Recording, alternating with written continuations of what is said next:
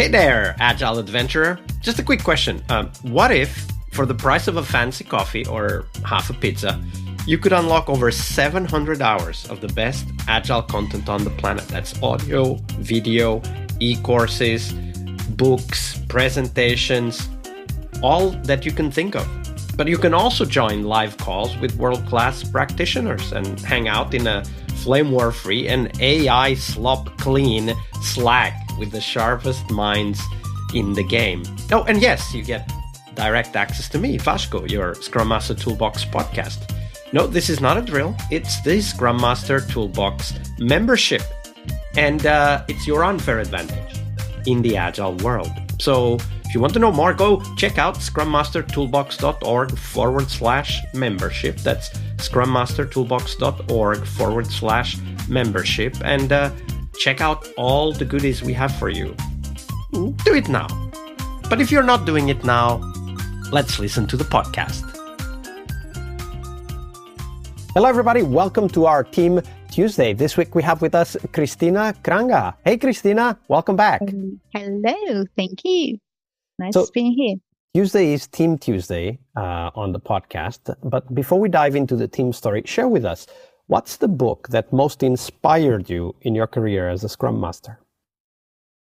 All right. It was a hard choice, I must confess.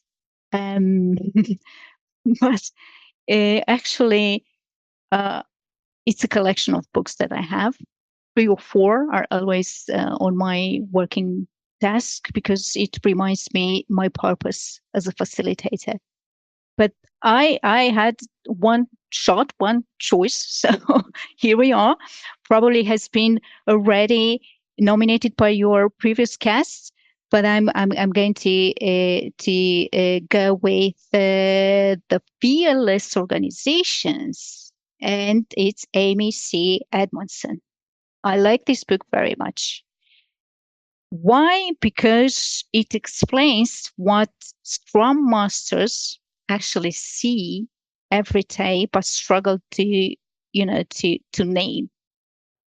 In a nutshell, they are asked to facilitate conversation, improve collaboration between team members or other stakeholders, address silence, disagreements. Sometimes, they are even asked to create a safe environment, a safe space, especially in the retrospectives. But they are rarely given what I call mental model for why teams don't speak up or how to influence that without forcing kind of behavior on them. And this book actually gives you, as I mentioned, a structure, a model. It can be adapted, improved. It's just the guideline, sort of speaking, but it's a very helpful one.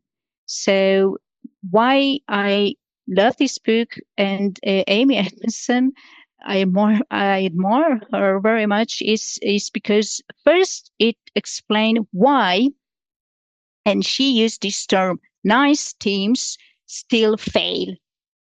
This is the first reason that I love that. And the second is because, as I mentioned, it gives you language for what I call difficult conversation. I don't like to call them conflicts. Conflicts has a negative flavor, but difficult conversations. Third, I think it's referred to the Scrum Master role because it repositions the Scrum Master role, and I'm going to give some insights on that. 4 is because it explains why process doesn't fix everything. What do you mean by process? Process, like, I don't know. I mean, like you have ceremonies, you have the rules, you have the structure, and then these are the inputs that you have, but this doesn't fix everything. So you might have the structures. I mean, I mentioned, but you don't have the human touch, kind of. And it helps Scrum Master to measure what really matters in a team. So yes, what I love most about, as I mentioned, she started with why nice teams fail. So when you refer to a nice team, I have this picture in mind.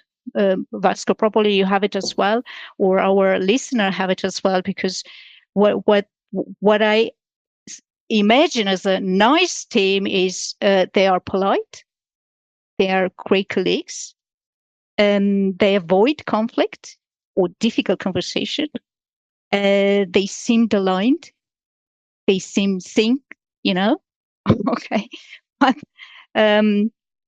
somehow outcomes don't improve the outcomes. So the hard truth behind this behavior is the awareness that is liberating for the Scrum Master, and it reframes what you call it in the first time with during our discussion, which is the failure. So the hard truth is that silence not always is basically an alignment, and politeness doesn't mean trust.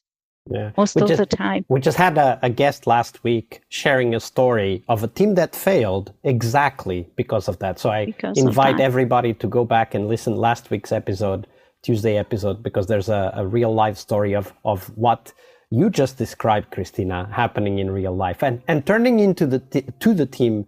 Rather, Cristina, share that story with us. We want to know a story of a team, a little bit about that context, and what were the behaviors that maybe started as small things, but eventually grew and became a problem for the team.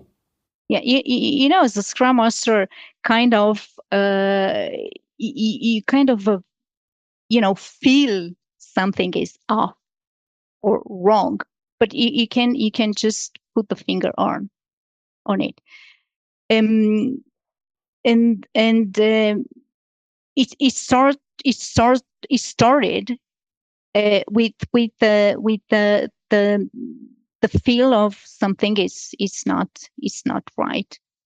So that's an example where actually what you can do is to pause. As a Scrum Master, it's what I've done: pause, think, reflect, and try to have a kind of an intervention plan. And what I did in that specific situation is what I thought that it was the right thing to do is starting a conversation, an honest conversation. You have a lot of conversation in our working environment, but you don't have honest conversations. Most of the time, you have your self at work, and you have your professional self at work, and it's a mix of two of them. And sometimes you need to have honest conversation with your team members. So I start to have one-to-one conversation with them. And I discovered that not the performance was the problem, or the process, as I mentioned, but something deeper than that. Their expectations not aligned with what was the reality, or the frustration of a matrix system that is not offering, the safe culture, company culture, and so on. So, it's important to listen. Not always you have the solution. Sometimes you have, three layers: the layer of control, the layers of influence, and the layer of no control. But it's important, to be there for them and listen to them. Sometimes you can change people only by listening them, not giving advice. Actually, there is another interesting term. Don't become an advice monster. People don't need an advice monster. They need someone, to just why is listen that term? to them. Why is that term? So what is a advice monster? It's someone that it gives you, you should do that. That's the example of a monster. You should do that. It's a must, to do something like that, or things like that. So people that sometimes they don't need advice, they need to be heard. They need to voice, their feelings, their fears, their expectations. Do you have some tips for us as Scrum Masters to enter a conversation with that?